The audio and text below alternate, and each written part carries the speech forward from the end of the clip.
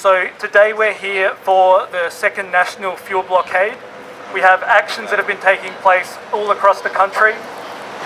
This morning, rebels in Tasmania locked on to concrete barrels to blockade United Petroleum.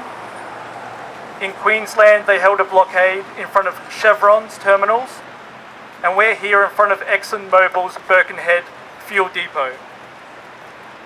An essential part of the fossil fuel infrastructure that's unnecessary and dangerous.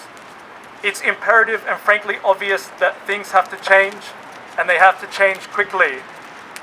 But it's important that in this change, we center people in the transition. Extinction Rebellion's third demand is for a citizens' assembly on climate and ecological justice. Decision-making led by ordinary people, nurses, teachers, tradies, truck drivers, fossil fuel workers, many people who are already working in industries that are responding to this crisis, be that rebuilding communities impacted by natural disasters or caring for those affected by heat waves and bushfire smoke. We need a just transition.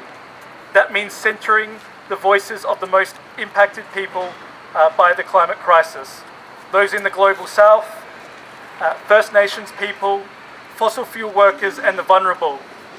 Their voices will not just ensure a safe climate, but also clean, sustainable, unionised jobs for us and for future generations. This blockade here today follows decades of Exxon Mobil blocking the truth and action on the climate crisis.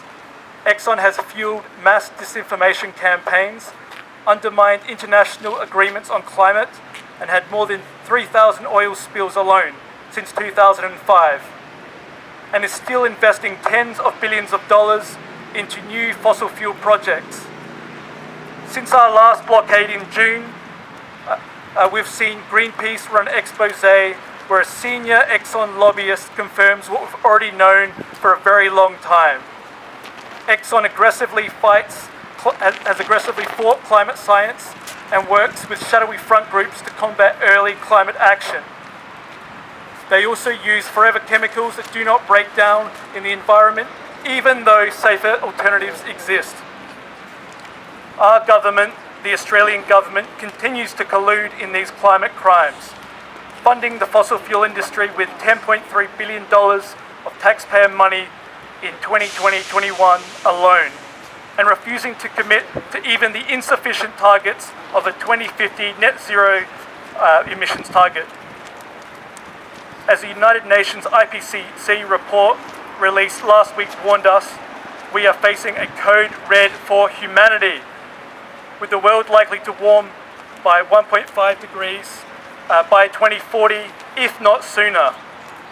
The situation is dire. When the government fails to act and uphold its duty of care, we have a duty to act peacefully, non-violently, and that is what we are doing today.